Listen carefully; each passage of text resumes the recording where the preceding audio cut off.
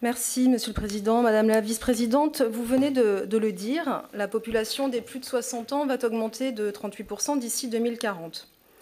L'espérance de vie dans notre pays progresse, ce qui représente une chance pour notre société tout entière, tant, je cite, « les seniors sont devenus indispensables à la société, engagement dans la vie associative et politique, garde des petits-enfants, amortisseur social et financier pour les enfants. Sans ces seniors, la société ne fonctionnerait plus ». Ce sont les termes d'une récente étude qui s'appelle « La France des seniors », portée par le pôle d'innovation européen dans le secteur de la silver economy, qui le dit. Et pourtant, malgré ce constat démographique qui est loin d'être nouveau, l'accompagnement des personnes âgées reste souvent indigne d'un pays riche et moderne tel que le nôtre. Un nouveau prolétariat de services, incarné notamment par les métiers du soin et de l'aide à domicile, est apparu depuis maintenant quelques années. Et la crise Covid a mis en lumière la situation des professionnels de l'aide à domicile, notamment, qui sont souvent des femmes mal payées, mal considérées, aux tâches particulièrement pénibles, et qui sont aussi soumises à des risques élevés d'accidents du travail. L'année 2022 aura aussi été marquée par le scandale Orpea, qui a mis au grand jour la situation des EHPAD en France. Et même si, fort heureusement, la plupart des établissements assurent un accompagnement digne, dans la limite des moyens qui leur sont dédiés, cette actualité nous invite une nouvelle fois à repenser un système à bout de souffle. Certes, l'espérance de vie en bonne santé augmente et l'écrasante majorité des personnes âgées demeurent fragiles et vulnérables sans être dépendantes. Toutefois, le nombre de bénéficiaires de l'allocation personnalisée autonomie, l'APA, poursuit sa progression continue et les EHPAD continuent d'être la solution pour les personnes très dépendantes, malgré le souhait de 9 personnes sur 10 de vieillir à domicile. Il nous faut donc conjuguer ces besoins sociaux, mettre les bouchées doubles sur le maintien à domicile, en restant présents auprès de nos EHPAD qui ont besoin d'être modernisés et dont la situation financière reste très, très fragile, tout en imaginant aussi d'autres solutions d'hébergement intermédiaire. Et sur ce dernier point, nous soutenons évidemment les appels à projets lancés par le département en matière d'habitat inclusif, qui ne doivent toutefois pas se substituer aux EHPAD, ce sont deux choses différentes. Et les EHPAD, aujourd'hui, il faut bien le dire, subissent le désengagement de l'État, puisque l'ARS ne semble plus financer la création de places aujourd'hui en établissement. Nous soutenons évidemment l'aide à l'adaptation des logements qui avait été mise en place sous les mandats qui vous ont précédé. Madame Gisèle Pérez avait mis en place cette aide, effectivement, Monsieur le Président. Dans un contexte où le secteur médico-social et celui des personnes âgées est en grande souffrance, le budget dédié aux personnes âgées que vous nous présentez nous interroge fortement et j'avoue que nous avons du mal à suivre les orientations qu'il semble traduire en l'absence de présentation du schéma autonomie dont le vote a été repoussé à plus tard.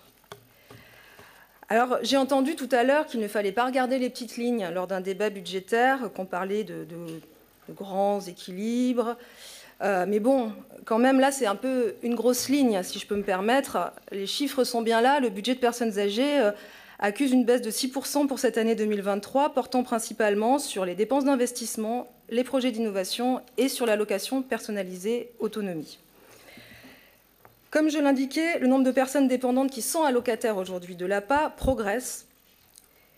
Et parallèlement, le budget dédié aux personnes âgées présente des recettes en forte hausse, plus 12,7%, dont 7,7 millions d'euros supplémentaires pour l'APA, soit pour l'APA seulement, si on isole cette recette-là, 17,5% pour l'APA, de plus.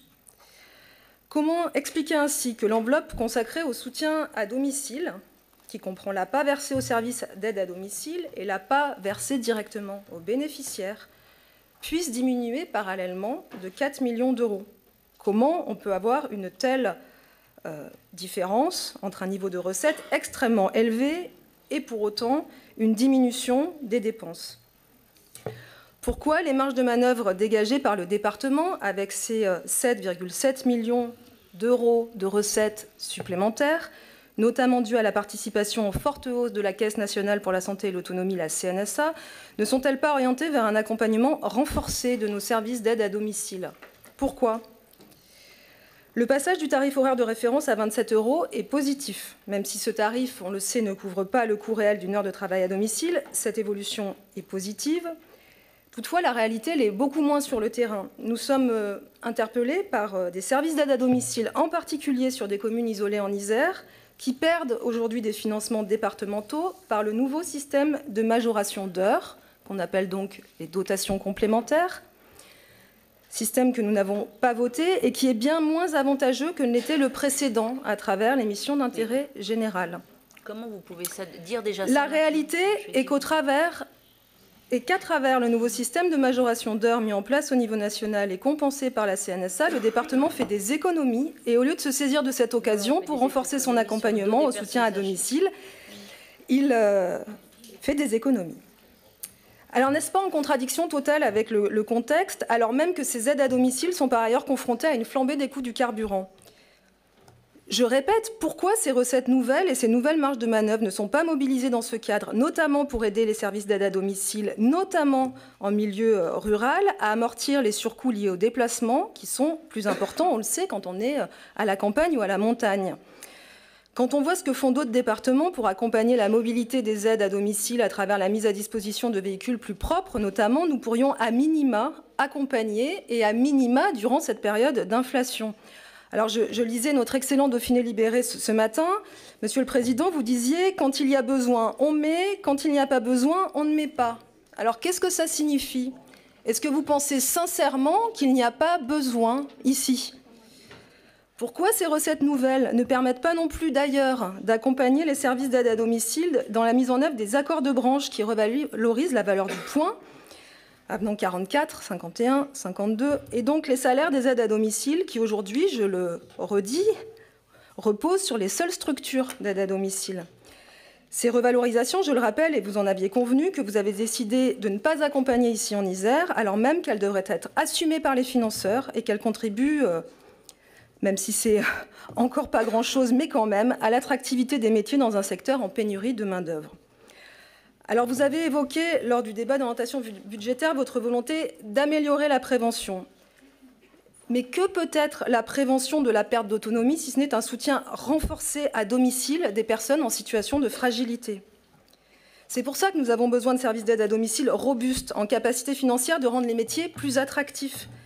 Le département fait le choix de réaliser des économies sur ce budget, alors qu'il aurait pu faire le choix, au contraire, de consacrer ses marges de manœuvre pour redoubler son engagement pour l'aide et le maintien à domicile et pour faire vraiment encore plus de prévention.